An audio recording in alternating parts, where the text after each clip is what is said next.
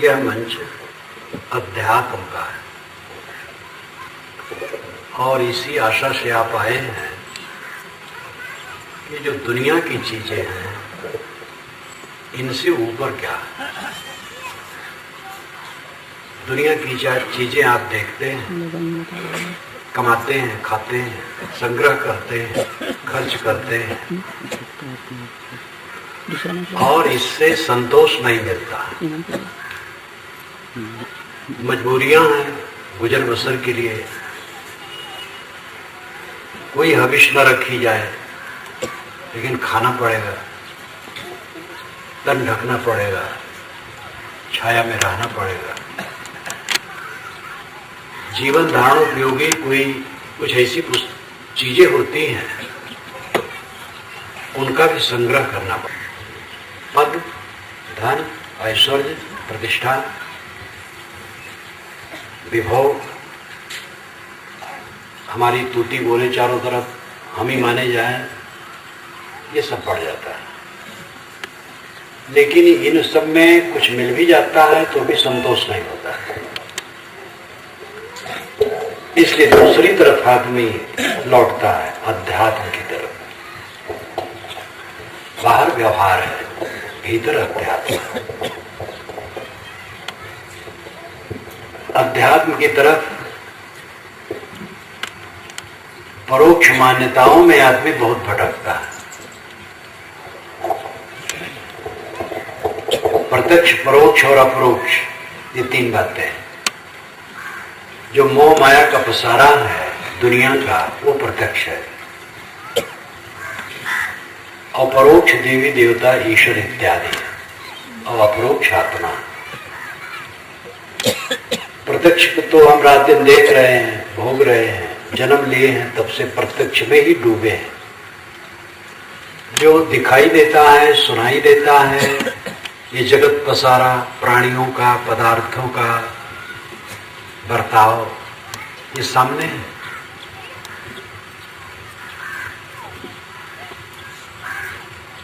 इसका सारा व्यवहार देखते, सुनते, करते हुए आत्मसंतोष किसी को नहीं होता है। और इस सब के व्यवहार में तृष्णा जो बन जाती है वो और परेशान करती है। इसलिए प्रत्यक्ष से असंतोष स्वाभाविक सबको है। प्रत्यक्ष के पसारे में सब असंतुष्ट है।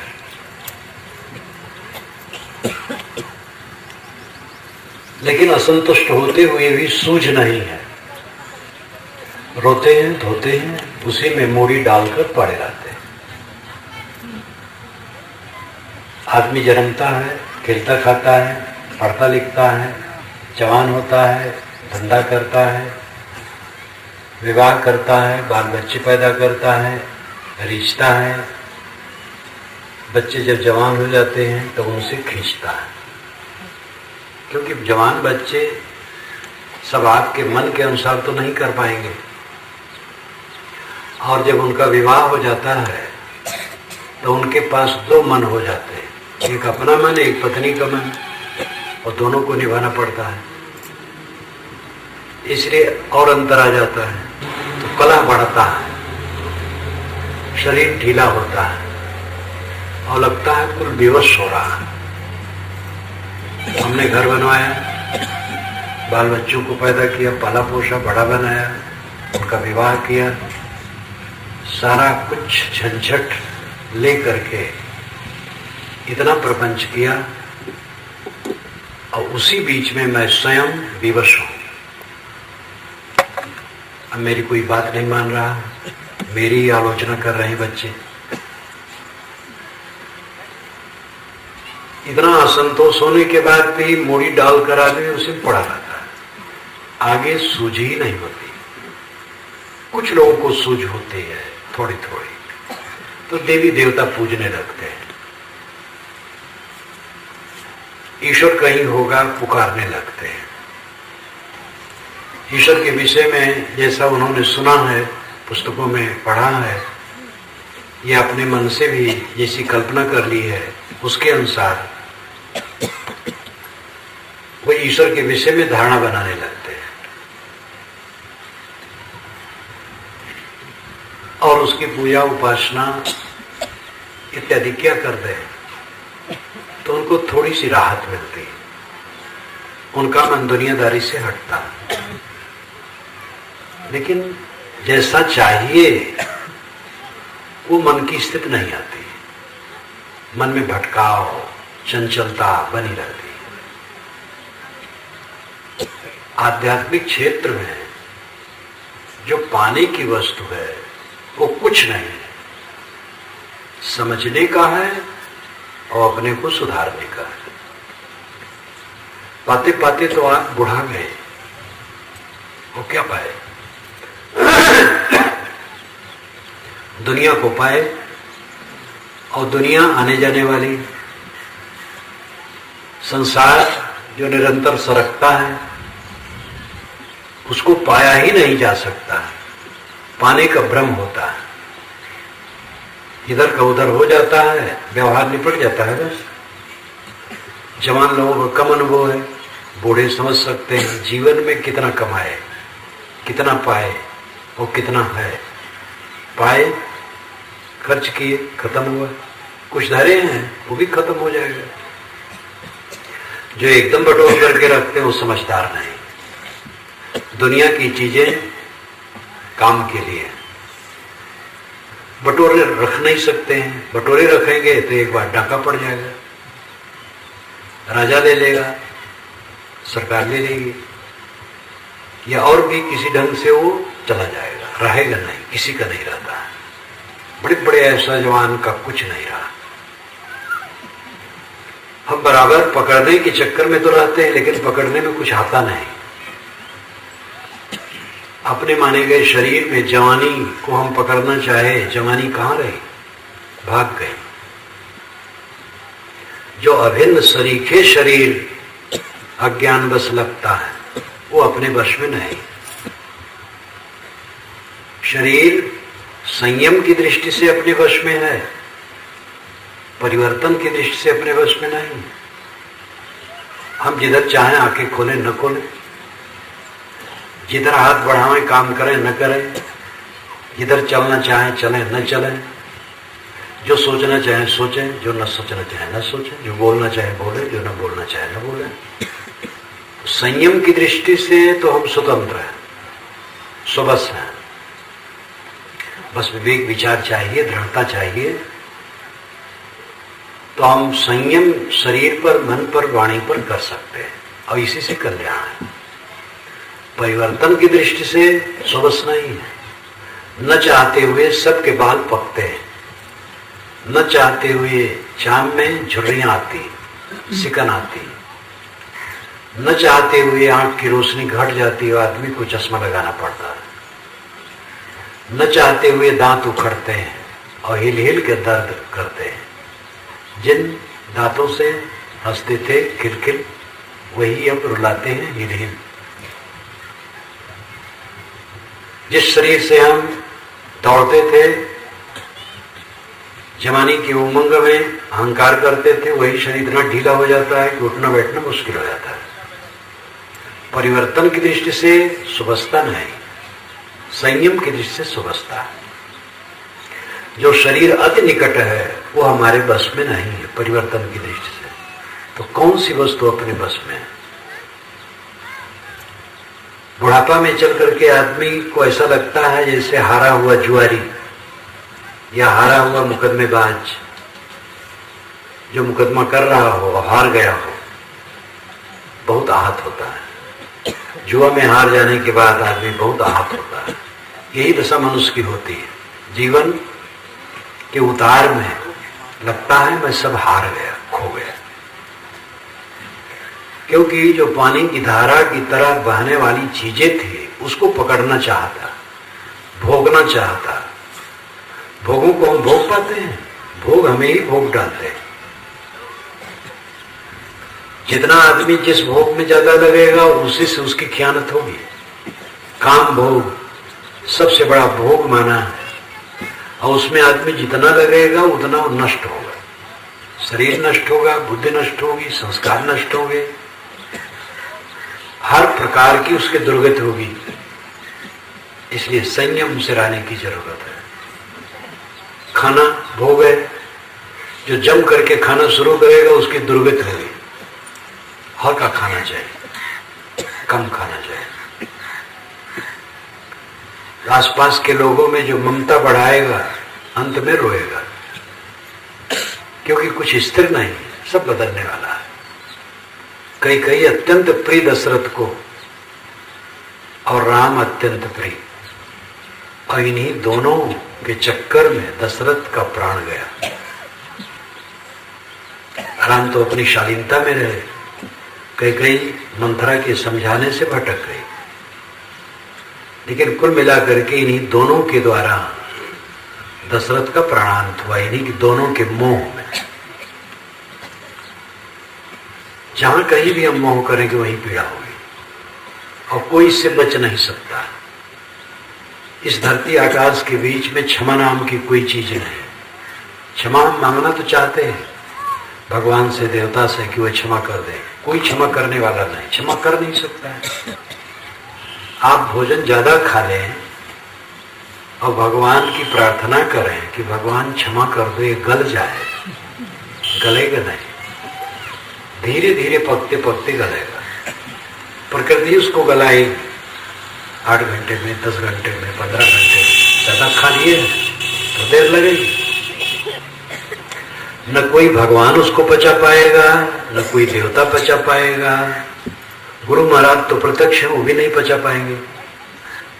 गुरु महाराज आशीर्वाद दे दें, हम ज्यादा भोजन किए हैं, पच जाए, नहीं पचेगा। गुरु महाराज ज्यादा खाएंगे तो उन्हें नहीं पचेगा।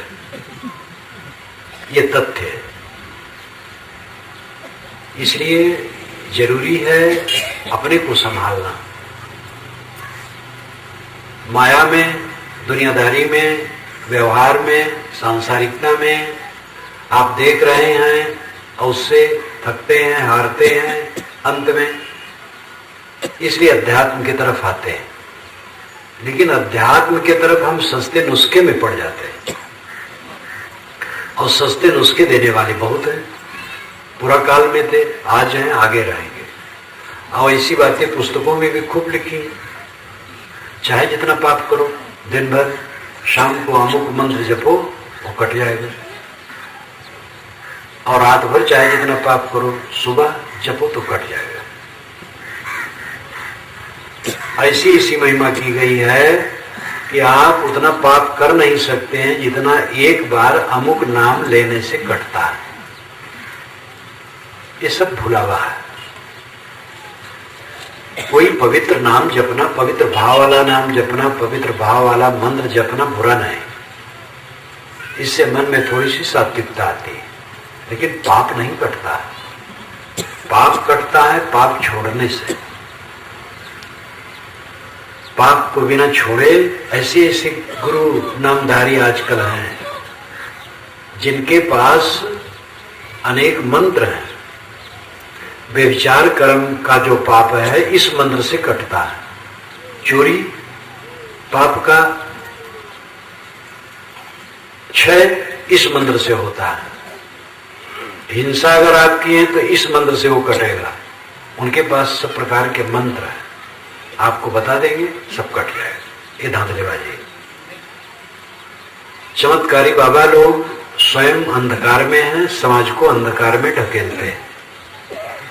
वो भले भगवान नारायण परमात्मा कहते रहे, उन्हें भगवान नारायण परमात्मा से कोई मतलब नहीं। उन्हें भीड़ और पैसे से मतलब है।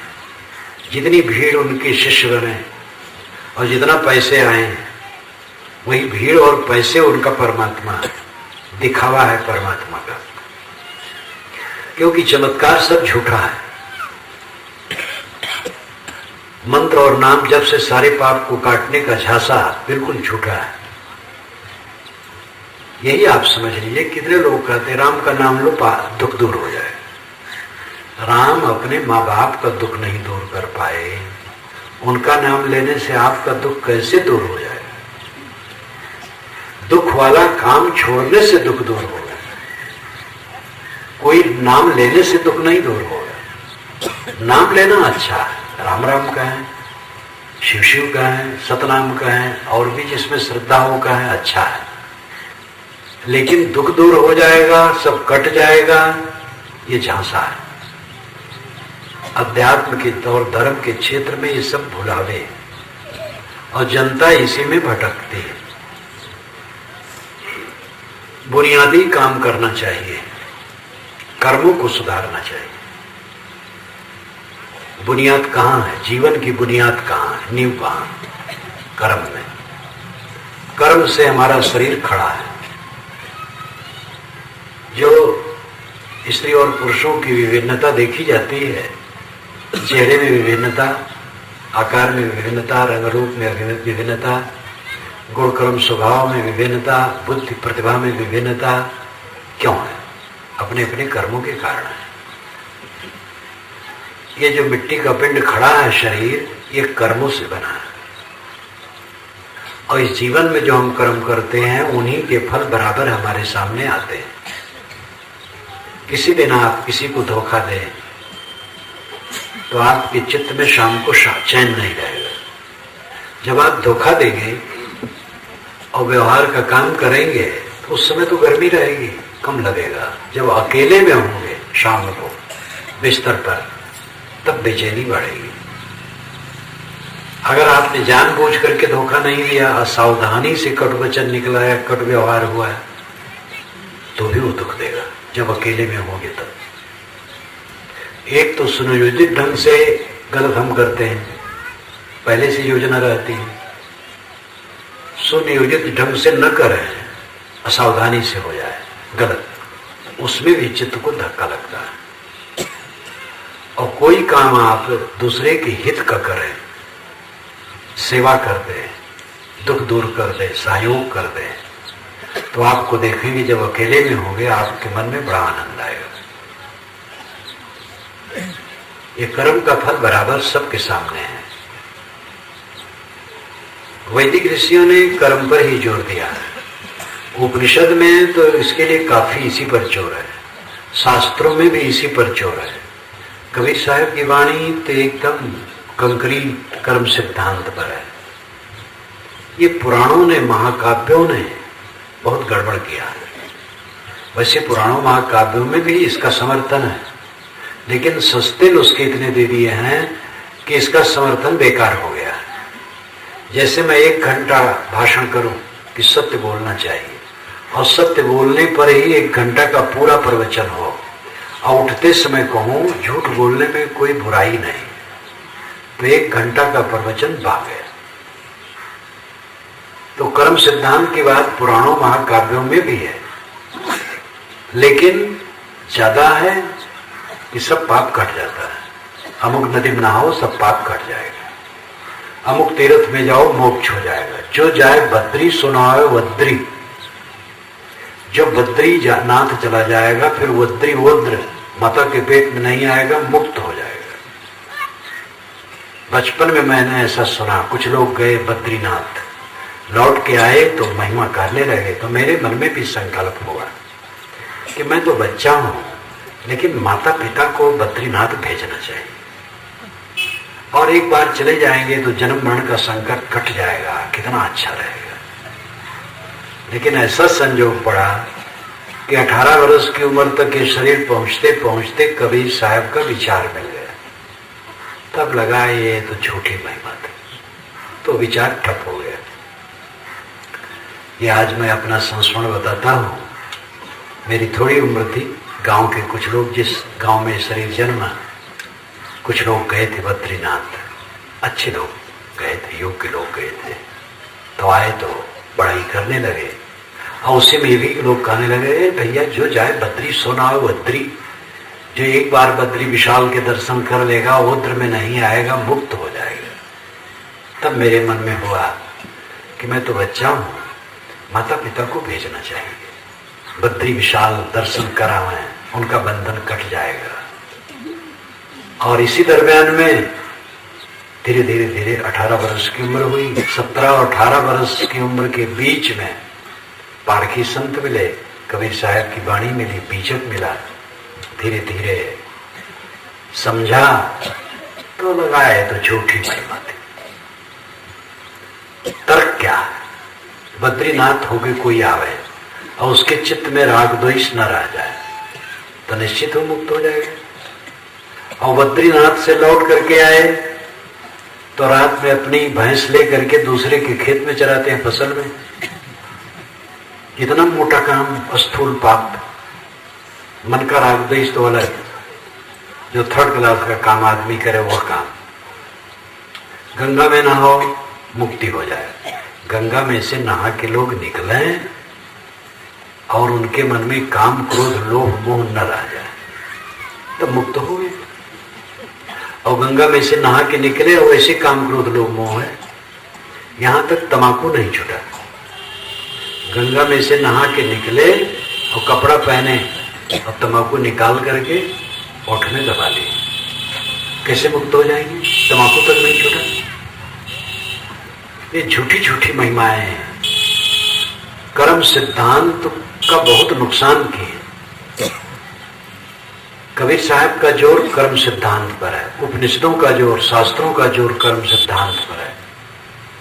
और मैंने आपसे कहा कि पुराणों महाकाव्यों में भी कर्म पर है, लेकिन बस वही है, रस्सी बटी गई दहनी और उसे में लगड़ी बाई, तो दहनी और बाई दोनों बटी जाएगी, तो बैठने पर क्या होगा? गोल हो जाएगा, दिग्भ्रम।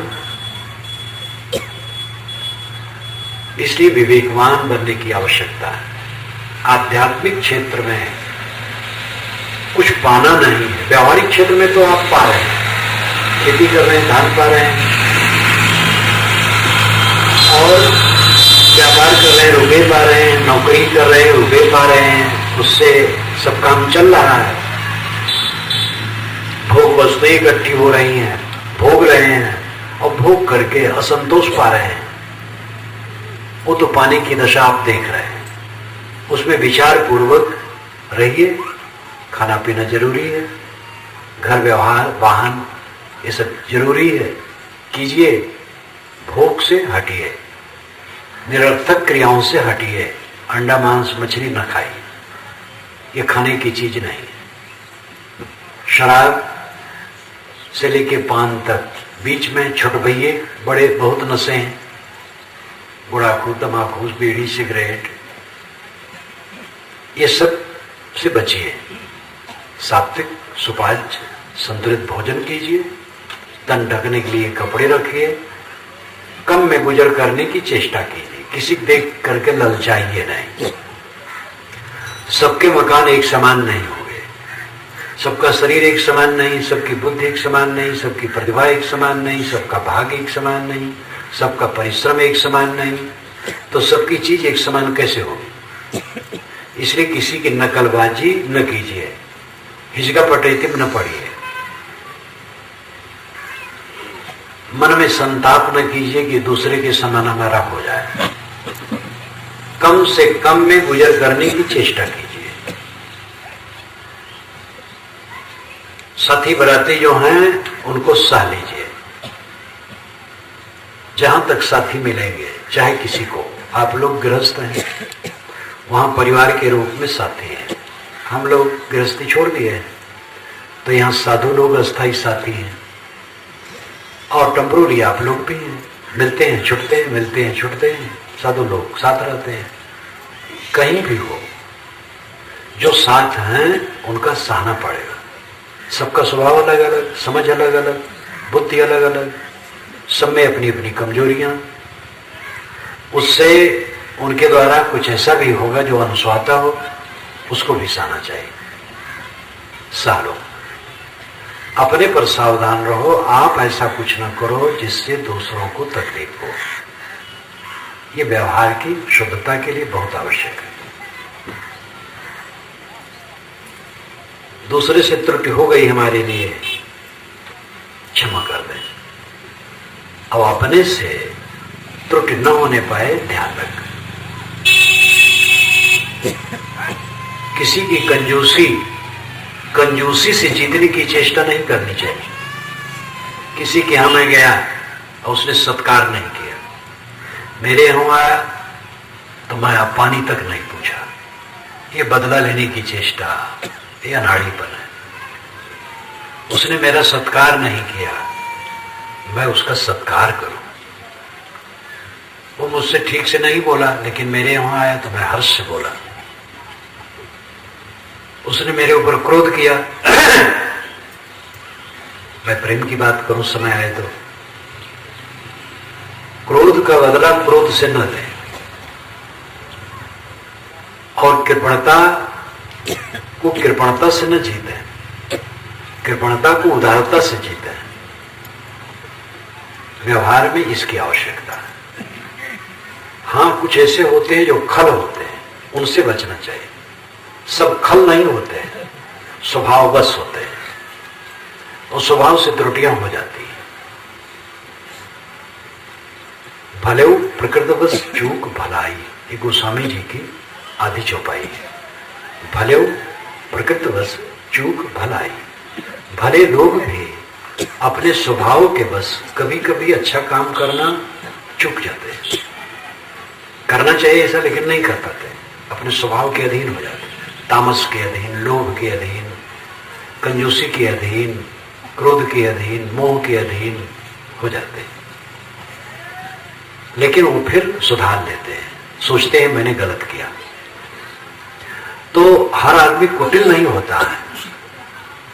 आदमी स्वभाववश होते हैं, अहंकारवश होते हैं, त्रुटियां होती हैं, उसको सहना है और दूसरे के साथ सुंदर बर्ताव करना है। कहीं कहीं कोई ऐसा मिलता है जो कुटिल होता है, षड्यंत्रकारी, परेशान करने वाला, उसका कोई प्रयोजन नहीं होता है, लेकिन वो जहां कहीं किसी के लिए भी उपद्रव मचा सकता है, किसी को भी तकलीफ दे सकता है। ऐसे लोगों से सावधान रहो, दूर रहो, संपर्क न रखो। मिल जाए दंड प्रणाम कर लो, सामने आ जाए जल भोजन भी दे दो, लेकिन उनसे घनिष्ठता न रखो, संबंध न रखो, उनका कुछ ठिकाना नहीं। वो बिना हेतु ही षड्यंत्र कर सकते हैं। ऐसे लोग कहीं कहीं कोई होता है, उन्हीं के लिए उपेक्षा की बात बताई जाती है। उपेक्षा, लापरवाही, ध्यान न देना। जो दुर्जन है, षड्यंत्रकारी हैं, बिना हेतु ही किसी को बदनाम कर देने वाले, बिना हेतु ही किसी का नुकसान कर देने वाले, ऐसे लोगों से उपेक्षा, मनो है ही नहीं, न बैर न मोह। बाकी लोग ऐसे नहीं, बाकी लोग केवल सब में अहंकार ममकार होता है, सब में कमजोरियां होती हैं, असावधानियां हो जाती हैं, तो साथी बराती से भूल चूक हो जाती है, उसको सह लेना चाहिए और स्वयं सावधान रहना चाहिए कि ऐसी भूल चूक न करें जिससे दूसरों को तकलीफ हो। तो पदार्थों में संतोष, थोड़े में गुजर करने की चेष्टा और मनुष्यों से सुंदर बर्ताव, ये व्यवहार में करना आवश्यक है। अध्यात्म की बात जो है, न तो कोई आपको देवता मिलेगा, न कोई परमात्मा मिलेगा, और न कोई मोक्ष धाम है कहीं जहां वो जाओगे वहां बैठोगे। घट घट में जो बैठा है वो परमात्मा है और देवता है। परमात्मा बिछुड़ा नहीं है, देवता बिछुड़ा नहीं है। हमारी समझ में भ्रम है। आध्यात्मिक दिशा में कुछ पाना नहीं है, जो पाना है वो आप में ऑलरेडी है, पहले से उपस्थित है। जो विकार है उन्हीं को दूर करना है। सफाई कर दो अपनी मन, वाणी, इंद्रियां, इन तीनों की निरंतर सफाई करो। इनकी सफाई के बाद जो बच रहेगा वो परमात्मा ही बच रहेगा। परमात्मा के विषय में बहुत अनर्गल कल्पनाएं हैं।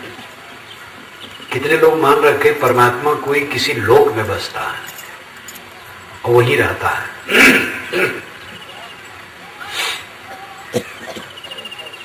कितने लोगों की और धारणाएं हैं, लेकिन वो सब परोक्ष है। परोक्ष नाम मन की कल्पना। अध्यात्म तो है कल्पना का अंत। मन की कल्पना जहां खत्म हो जाए वो अध्यात्म है।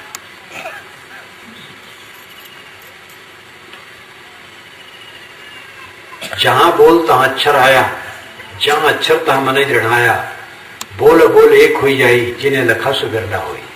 इस साहब की साखी, जहां बोले तहां अक्षर आएंगे, और जहां अक्षर आएंगे उसमें मात्रा और संधि ये सब आएंगे, और कुछ अर्थ होगा, और मन कुछ कल्पना कर लेगा। बोल अबोल एक हो जाए, जिन्हें लखा सुबिरला हुई। बोल और अबोल दोनों स्थिति में एक समान शांत सुबस, इस अवस्था को प्राप्त करने वाला विरल है। मन से ऊपर उठ जाना, वाणी से ऊपर उठ जाना। गोस्वामी जी कहते हैं, देखी सुनी गुनी मन माही, मोह मूल परमारथ नाही। जो देखा जाएगा, सुना जाएगा और मन में सोचा जाएगा, वो मोह का कारण बनेगा, उसमें परमार्थ नहीं बनेगा। जहां तक देखा जाता है, जहां तक सुना जाता है, जहां तक गुना जाता है, वो मोह का कारण बनता है। इसका दूसरा पक्ष भी है। आप विवेकवान संतों के दर्शन करते हैं, देखते हैं, पुस्तकें देखते हैं, पढ़ते हैं, ज्ञान की बात सुनते हैं, और आत्मचिंतन का विचार करते हैं, गुनते हैं, ये कल्याणकारी है। लेकिन अंतिम बात कही गई, देखना भी नहीं, सुनना भी नहीं, सोचना भी नहीं, ये अंतिम बात है। चश्म बंदो, गोश बंदो, लभ्य बंद, गर्नवीनी सर्रेह वर्णन बखल। ये रूमी साहब कहते हैं, ये सूफी संत, मुस्लिम संत थे। चश्म बंदो, चश्म कहते हैं आंख को, आंखों को बंद कर लो। गोश बंदो, गोश नाम कान, कानों को बंद कर लो। लब विबंद, लब कहते ओठ को, ओठों को बंद कर लो। गर्नवीनी सर्रेह वर्णन बखल, कितने पर सत्य के दर्शन न हो तो मेरा मजाक उड़ाना। इसका अर्थ है अपने मन इंद्रियों को समेट लो, अंतर्मुख हो जाओ। पूरा काल में महर्षि सनत कुमार ने नारद को समझाते हुए छांदोग्य उपनिषद में कहा, यत्र नानद पश्यति नानद शृणोति नानद विजानाति सब भूमा। जब दूसरे को नहीं देखता, दूसरे को नहीं सुनता, दूसरे को नहीं जानता, ये भूमा की स्थिति है। देखना, जानना, सुनना बंद कर दो। साहब ने कहा, समझ बूझ जड़ हो रहे, बल तज निर्बल होए, कहें कबीरता संत का पला न पकड़े कोई। समझ ले, बूझ ले, फिर जड़ हो जाए, अनाड़ी हो जाए। दुनिया से अनाड़ी हुए बिना कोई अपने अंदर में प्रवेश नहीं कर पाएगा। बच्चे ने कुछ कह दिया, अनाड़ी बन जाओ, शांत हो जाओ, मानो कोई कहा ही नहीं, तब शांति पाओगे। अब बच्चे से कोई त्रुटि हो गई, मुंह से निकल गया, लाठी ले लिया, तो क्या शांति पाओगे? ये लड़ाई करने लग गए। मरना पड़ेगा, परम शांति के लिए मरना पड़ेगा। मरना अहंकार मारना, जहर खा के मरना नहीं, अहंकार मारना, सह लेना, शांत हो जाना। अध्यात्म का ये पथ है। मरते मरते जग मुआ मुए न जाना कोई, ऐसा हो कि ना मुआ बहुर न मरना हो। साहब कहते मरते मरते जगत के लोग सब मरते ही हैं, लेकिन मरने का तरीका नहीं जानते। ऐसा नहीं मरते कि फिर से मरना ना हो। जो अहंकार को मार लिया उसको मरना नहीं है। जो समझता है मैं अमर आत्मा हूं, तो मरना है ही नहीं है, शरीर मरता है। जो सब समय शरीर को अलग देखता है, अपने को अलग, उसकी दृढ़ धारणा कैवल्य की हो जाती है। कैवल्य मोक्ष, वो सब समय मुक्त ही है। देह है तो ही मुक्त है, देह गई तो ही मुक्त है।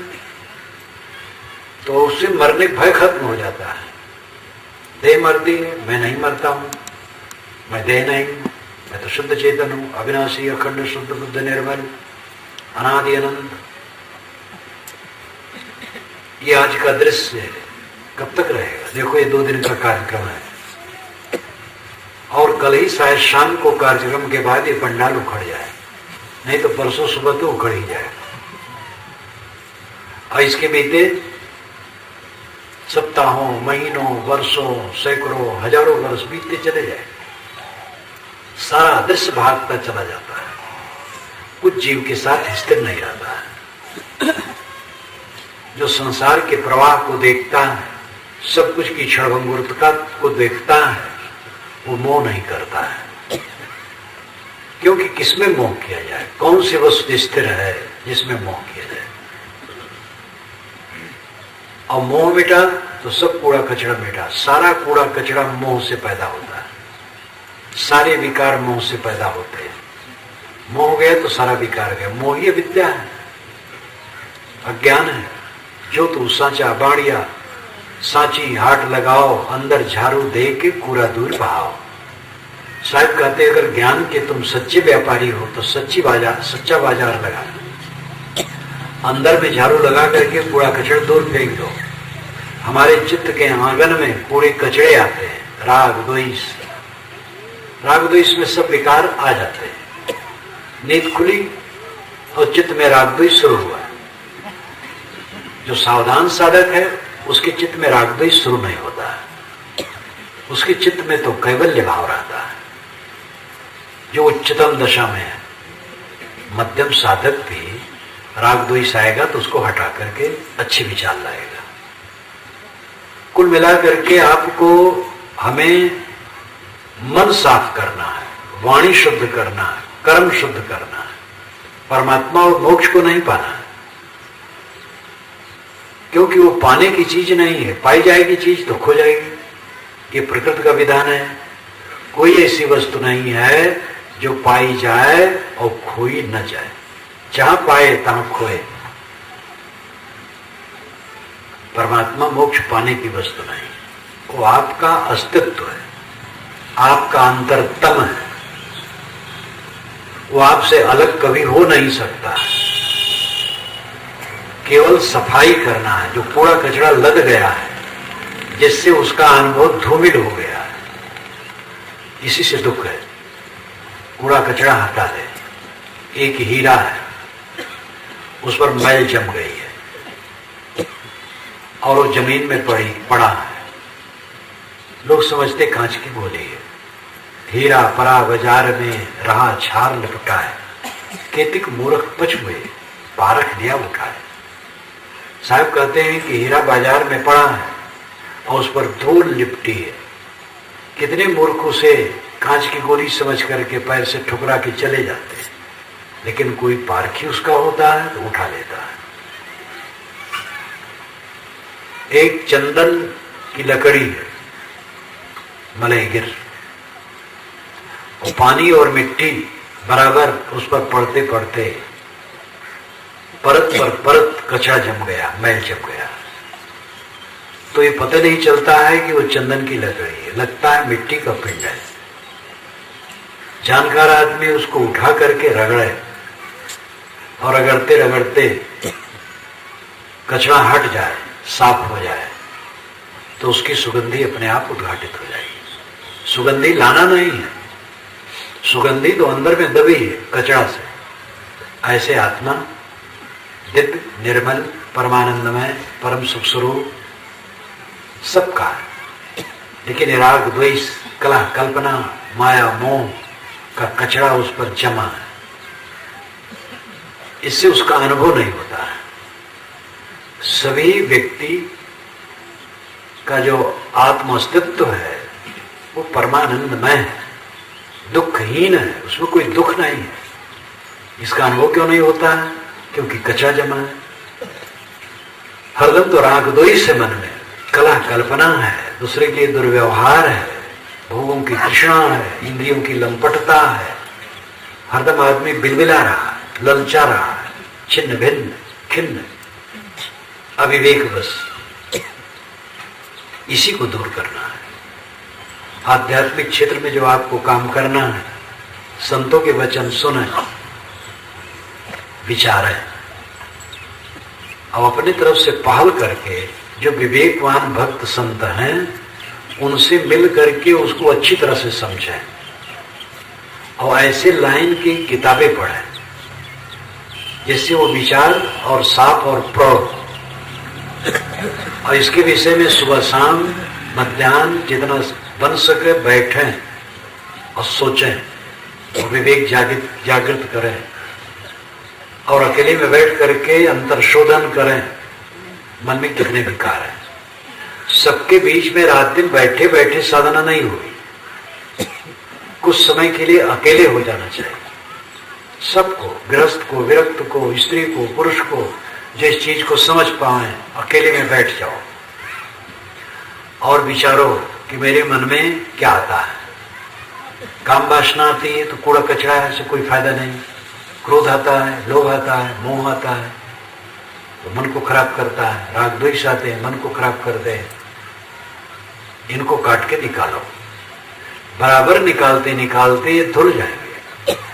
जैसे चंदन की गुटका के ऊपर लगी मिट्टी रगड़ते रगड़ते साफ हो जाने पर चंदन की सुगंधी अपने आप गमक उठती है। उसी प्रकार मल विक्षेप आवरणों से ढका हुआ आत्मा विवेक साधन से रगड़ते रगड़ते जब साफ हो जाता है तो आत्मानंद अपने आप उद्घाटित हो जाता है। उसे दुख रहता ही नहीं, सब समय आनंद करता। इस छूट जाने वाली दुनिया में क्या परेशानी है? सबसे मिलजुल के काम करो, हंसो, बोलो, खाओ, पियो, जो मिले उसमें संतुष्ट रहो। व्यवहार में तृष्णा न बढ़ाओ, दूसरे की नकल न करो। जो अपने पास है वो बहुत है। व्यवहार में आत्मसंतुष्ट रहो और आध्यात्मिक क्षेत्र में जो उपलब्धि है वो किसी देवता और भगवान को पाने की नहीं है, किंतु मन के कूड़े कचड़े की सफाई की बात है। पुराणों में, महाकाव्यों में, अनेक धर्म ग्रंथों में भगवत प्राप्ति बहुत चिल्लाया गया है। भगवत प्राप्ति, भगवान कोई वस्तु जिसको आप पाओगे। प्राप्त कुछ होगी ही नहीं। जो प्राप्त होगी माया की चीज होगी और छूट जाएगी। भगवत तत्व, परम तत्व, परब्रह्म, राम रहीम तत्व वो आत्म तत्व है। आपने शुरू में भजन सुना, मोको कहाँ ढूंढे बंदे, मैं तो तेरे पास में। और उस पर कई पंक्तियों में शायर ने कहा, मंदिर में नहीं, मस्जिद में नहीं, काशी कैलाश में नहीं, काबा में नहीं, मैं तो तेरे पास में। ये संकेत आत्मा के लिए ही है। जिसे हम पाना चाहते हैं वो नित्य प्राप्त है।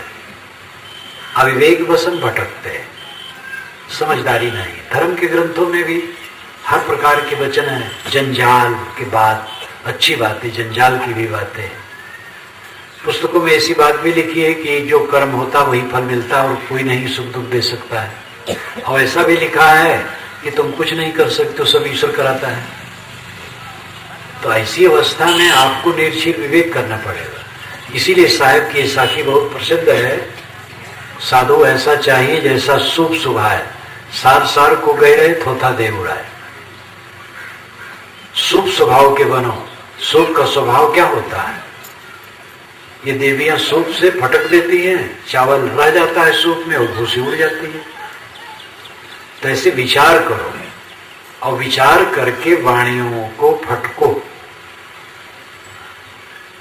असार वाणियों को छोड़ दो, सार वाणियों को लो। महात्मा भी ऐसे हुए हैं जिनके मुख से सार वाणी भी निकली, असार वाणी भी निकली है। महिमा में वो कह डाले हैं, मिथ्या बातें कह डाले हैं। इसलिए महात्मा कहने से संतोष नहीं होगा। गुरु नामधारी अनेक प्रकार के हैं। असली गुरु के कोई सींग पूछ नहीं लगे हैं। उनकी वाणी और उनके आचरण से ही आपको उनका मूल्यांकन करना पड़ेगा। मोटा मोटी आचरण, नशा से रहित हैं, दुर्व्यसन से रहित हैं, कला कल्पना से रहित हैं, सदाचारी हैं, हो गया। अब और उनकी गहराई में जाकर के आप क्या करेंगे? दूसरे की गहराई में कौन जा सकता है? प्रेरणा लेनी है उनकी वाणी से, तो वाणी पर विचार करो। अगर कोई कहता है आओ हम परमात्मा के दर्शन करा दें, तो धोखेबाज है। एक ने एक से कहा गुरु की कि नहीं, कहे कि कहे परमात्मा के दर्शन करवाए, कहे नहीं करवाए, कहते तो धोखा है, हमारे गुरु के पास आ जाओ, तुरंत दर्शन करा देंगे। तो तुरंत दर्शन करा देते हैं, बैठाते हैं थोड़ा अंधियारे में, और गुरु महाराज शिष्य की आंखों पर उंगली लगा देते हैं और थोड़ा दबाते हैं, चिमचिमा उठता, कुछ दिखाई दिया? हाँ महाराज, गर्मी जोत दिखाई दी, बस परमात्मा के दर्शन हो गए। बड़ा सरल। कान बंद करवाए, गनगनाहट की आवाज आई, कुछ सुना? हाँ आवाज, शब्द सुना, बस परमात्मा के दर्शन हो गए। मूर्ख बनाते हैं। आंख को दबाओगे उसमें आंख की गर्मी आएगी, कान को दबाओगे तो शब्द आएगा, शब्द एक विषय है, गर्मी एक विषय है, रूप है। ये सब परमात्मा कैसे हो जाएगा? वो तो शब्द स्पर्श रूप रस गंध से परे है, वही आत्मा है। आपका आत्मा शब्द स्पर्श रूप रस गंध का दृष्टा है, वो शब्द स्पर्श रूप रस नहीं है। तो धोखेबाजी बहुत है, इसलिए विचारक बनो, अंधविश्वासी न बनो। कितने झांसा देने वाले हमारे गुरु से दीक्षा ले लो तो तुम्हें पुत्र हो जाएगा और धान ज्यादा पैदा होगा, और रोग है तो रोग कट जाएगा, आंख आ जाएगी, अगर आंख नहीं है तो मुकदमे में विजय हो जाएगी। ये सब 2 नंबर का प्रचार है। पुत्र होना होगा होगा, नहीं होना होगा नहीं होगा। पुत्र नहीं होते हैं, घबराते क्यों? पुत्र वाले बहुत सुखी हैं, पुत्र की चिंता क्यों करते हो? जो है उनके साथ सुंदर बर्ताव करो। हाई फाई बात करने वाले आध्यात्मिक और धार्मिक वेश में लोग हैं, वो समाज को धोखा देते हैं। साधु महात्मा और गुरुओं का सीधा साधा काम है कि वह मनुष्यों को कर्म की बात बतावें, कर्म सिद्धांत को बतावें कि कर्म सुधारो। कर्म सुधारोगे नहीं, कोई आपका सहायक नहीं होगा। कर्म सुधारने की जरूरत है, और अपने आत्मा को पहचानो। आत्मा को जो नहीं पहचाना, परमात्मा को क्या जानेगा? आत्मा ही परमात्मा है, आत्मा से अलग परमात्मा कोई मिलने वाला नहीं। तो मैंने आपसे कहा था कि आध्यात्मिक क्षेत्र में जो मिलने की बात है, पाने की बात है, वो क्या है? व्यवहारिक क्षेत्र में तो आप पा रहे हैं, अन्न पा रहे हैं, पैसे पा रहे हैं, जमीन मकान बाल बच्चे पा रहे हैं, मान बढ़ाई पा रहे हैं, कभी पद पा रहे हैं, वो खो रहा है। इसी में रीझ रहे हैं, खींच रहे हैं, और जीवन में दुख उठा रहे हैं तो देख रहे हैं, और उसमें कुछ मजबूरियां हैं, गुजर बसर के लिए कुछ धंधा करना पड़ता है, और उसमें भी पाया जाता है और पा करके गुजर होता है। बस इतने भर उसमें बल है, और ज्यादा पा करके उसमें आत्म शांति नहीं मिलेगी। दूसरी तरफ अध्यात्म में भगवान को पाने की बात जो है, मोक्ष पाने की बात, उसको भी हम वैसे मान लिए जैसे पैसा पाया जाता है वैसे भगवान पाया जाता है। जैसे आप दुल्हन पाते हैं और देवियां दूल्हा पाती है, ऐसे भगवान भी मिल जाता है। ऐसा कहीं कोई भगवान नहीं मिलता। भगवान परमात्मा आपका आत्मा है, उसको पाना नहीं है, सफाई करना है। मनवाणी कर्मों की सफाई करो और अपने को पहचानो, मैं कौन हूं। कौन सबको जानता है, कौन सबको देखता है, कौन सुख शांति चाहता है, कौन भगवान और मोक्ष चाहता है? ये आत्मा। उसको पहचानो, अपनी तरफ लौटो। आंखों से रूप को देखते हैं आप, कानों से शब्द सुनते हैं, जीभ से रस चखते हैं, नाक से गंध सूंघते हैं, चाम से स्पर्श करते हैं, मन से सोचते हैं, और यही सारा व्यापार आज आप रात दिन करते हैं। तो ये सोचने वाला, देखने वाला, सुनने वाला कौन है? यही आत्मा है। यही ज्ञान विज्ञान का प्रकाशक है। जड़ पदार्थों से तो पेड़ पत्थर पहाड़ ये सब बनते हैं, लेकिन ज्ञान विज्ञान की बात कहां से निकलता है? सारे शास्त्रों की रचना किसने की है? सारे ईश्वरों और देवताओं की कल्पना किसने की है? सारी पूजा पद्धतियों के निर्धारण किसने किया है? जितना भी चैतन्य सृष्टि का प्रसारण है, उसमें कौन मुख्य है? ये मनुष्य का आत्मा। आप न होते, ईश्वर का निर्धारण कौन करता? परमात्मा की बात कौन करता? देवता को कौन बनाता? वेद शास्त्र कौन बनाता? ज्ञान विज्ञान की बात कौन फैलाता? ये मनुष्य जीव सबसे श्रेष्ठ है। और अपने को तुच्छ मानता है, मैं तुच्छ हूं। और कितने गुरु लोग भी कहते हैं जीव तो तुच्छ है, और जो ऊंचा है वो परमात्मा है। जो ऊंचा है उसका तो कहीं पता नहीं, जो है जिसका पता उसको तुच्छ कह बैठे हो। यही गलती है। इसीलिए उपनिषद के ऋषियों ने फटकारा है और उन्होंने कहा है अहम ब्रह्मास्मि, मैं ब्रह्म हूं, तत्तमस वही तू है, अयम आत्मा ब्रह्म, ये आत्मा ब्रह्म है, प्रज्ञानम ब्रह्म, ज्ञान ब्रह्म है। ऋषियों ने कहा बाहर नहीं है, तुम खुद हो ब्रह्म। कबीर साहब ने यही कहा, सूफी संतों ने यही कहा, और विचारक जितने हुए सब यही कहे। कोई भी विचारेगा तो अपने ऊपर ही लौट करके आएगा, कहीं बाहर वो मिलेगा नहीं। सगुण उपासक लोग भी कथा वार्ता जब करते हैं तो बीच बीच में कहते हैं भाई भगवान तो हृदय ही में है। वे लोग भी घूम करके आते, जाएंगे कहां? गोस्वामी जी ने श्री रामचंद्र के लिए पूरे मानस में कील पर कील ठोका है कि उनको जो परब्रह्म परमात्मा नहीं मानता है वो बिना सिंह पूछ का पशु है, अवैदिक है। खूब कहा है, खूब उल्टा पलटा कहा है, कील पर कील ठोका है। और उनको सदैव डर रहा है कि श्री राम को कोई मनुष्य न मान ले, इसलिए हर जगह वो सावधान है। किंतु वे जब सच कहे तब कहे देखी सुनी गुनी मनमाही, मोह मूल परमार्थ ना है। गो गोचर जहां लग मन जाई, सो सब माया जाने हो भाई। निज सुख बिन मन होए कि थीरा, निज सुख बिना मन कहीं स्थिर होगा। जीव पाओ निज सहज स्वरूपा, तब से उस सहज स्वरूप सम्हारा। ये सूत्र सब कबीर साहब जैसे वचन है, श्रुतियों के जैसे वचन है। और ये उन्होंने कहा। सगुण उपासक जो बिल्कुल सगुण की उपासना करते हैं, मूर्ति पूजते हैं, वे भी समय से कहते हैं भगवान तो हृदय में। गुजरात में मैं था, एक गोपाल मंदिर में मेरा भाषण था। प्रवचन खत्म हो गया, सब चले गए, मैं बैठा था, कुछ मित्र लोग मिल रहे थे। तो पुजारी जो बैठा था मेरे विचारों को सुनता रहा। तो कहा, जब काफी लोग हट गए तब कहा, महाराज कहीं मंदिर में शांति आएगी, भगवान कहीं मंदिर में है, वो तो अपने में है। तो सब हंसने लगे। तो सगुण उपासक भी ये कहते हैं कि भगवान अंदर में, अपने में है। तो आप सोचो, अंदर में दो है कि एक है? आपके अंदर में दो है कि एक है? जो जानने वाला है, सोचने वाला है, करने वाला है, उसमें दो है कि एक है? एक एक तो अनुभव होता है मैं के रूप में, दो तो नहीं है। वही मैं आत्मा है, आत्मा परमात्मा है। दुख है तृष्णा से, दुख है वासना से, मोह से, विकार से। इसको काट दो, दुख खत्म हो जाए, आत्माराम, परमानंदमय, कल्याणमय। तो व्यवहार में आप रात दिन पाते हैं और खोते हैं। अध्यात्म में भी पाना चाहते हैं तो ये ध्यान दीजिए, अध्यात्म में कुछ पाना नहीं।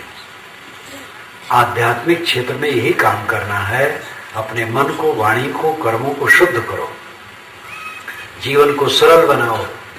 व्यवहारिक क्षेत्र में सबसे मैत्री भाव रखो, किसी से कलह न करो, कट न कहो, दुर्व्यवहार न करो, सबसे प्रेम का बर्ताव करो, मीठे वचन बोलो, समता से जियो और जीवन निर्वाह में संतोष रखो और अपने मनवाणी कर्मों को शुद्ध करो। और इसके साथ ध्यानाभ्यास करो, अपने चित्त को समेटो, अंतर्मुख करो। जब चित्त अंतर्मुख होगा, मन आत्मलीन होगा, तो कुछ पाना नहीं रह जाएगा। यही काम हम आप सबको करना चाहिए। मैं अपनी वाणी को विराम देता हूँ।